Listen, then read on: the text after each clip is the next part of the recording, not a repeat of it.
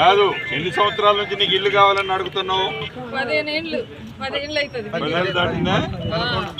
ఎంతమంది పిల్లలు అవ్వా నీకు? 7 ఉన్నాడా? కోడలు. నీకెంతమంది? ఏం చదువుతున్నారు? వాళ్ళు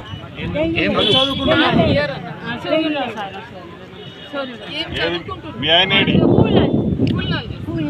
వీళ్ళ భర్త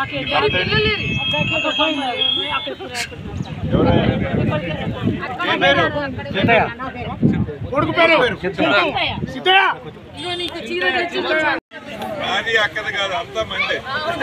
ఓకే, ల్యాండ్ బాగుంది. మిస్యూజ్ కాకుండా ఎంత అవసరం పెట్టాలి. మిస్యూజ్ కానీ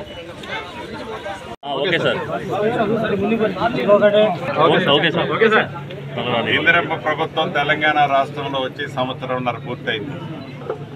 ఈ తెచ్చుకున్న ఇందిరమ్మ ప్రభుత్వంలో అభివృద్ధి సంక్షేమాన్ని 2 కళ్ళల పేదవాడే ఏజెండాగా ఈనాడు ఈ ప్రభుత్వం పనిచేస్తుంది.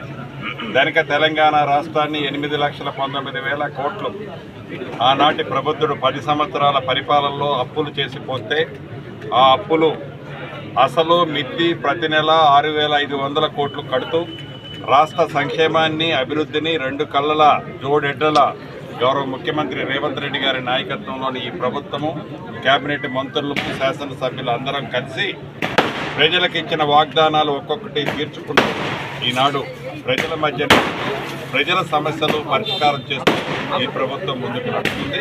దాంట్లో భాగమే బియ్యం ఇచ్చే కార్యక్రమం కానీ, రేషన్ కార్డులతో పాటు సభ్యులని ఎంటర్ చేయటం కానీ, అదే రకంగా ఇందిరమ్మ ఇల్లు కానీ, రైతు భరోసా ఇచ్చే కార్యక్రమాన్ని వడివడిగా ఈనాడు ఈ కార్యక్రమాన్ని చేపట్టి ఇవ్వటం జరుగుతుంది.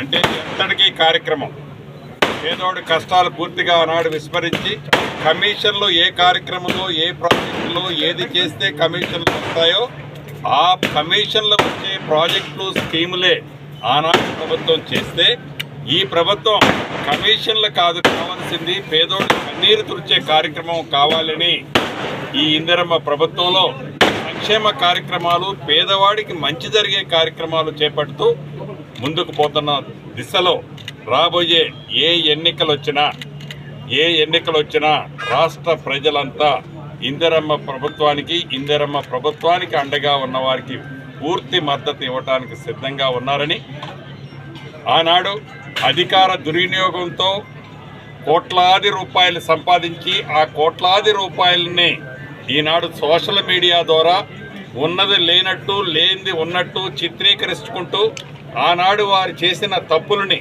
ఒక్కొక్కటి పుట్టలో నుంచి పాములు బయటకు వస్తున్నట్టు ఒక్కొక్క తప్పు బయటకు వస్తుంటే దాన్ని ప్రజలు గ్రహిస్తున్న ఈ తరుణంలో ఆనాడు పరిపాలించిన ప్రబుద్ధులు దీన్ని వక్ర మార్గంలో ఇంకొక రూటులో డైవర్ట్ చేయడానికి ఆ అక్రమంగా సంపాదించిన డబ్బుతో సోషల్ మీడియా ఇతరత్రా వాడి ఒక అభూతి కల్పన కల్పించాలని తాపత్రయపడే వారి శిష్టాన్ని చూస్తుంటే చాలా ఆశ్చర్యం వేస్తుంది.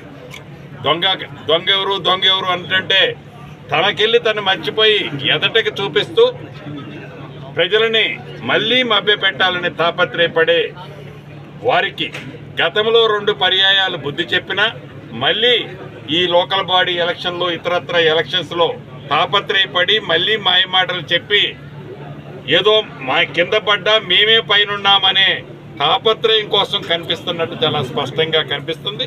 తప్పకుండా ప్రజలు అన్నీ గమనిస్తున్నారు.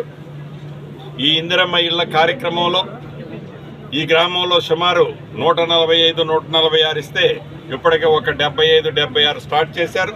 రాష్ట్ర వ్యాప్తంగా సుమారు ఒక 2.5 లక్షల ఇళ్ళు స్టార్ట్ అయినాయి. 4.5 లక్షల్లో సుమారు 3,60,000 3,70,000 ఇళ్ళకి ఇప్పటికే క్యాండిడేట్ని అంటే లబ్ధిదారులు నిష్పక్షపాతంగా లబ్ధిదారులను కూడా ఫైనల్ చేయడం జరిగింది.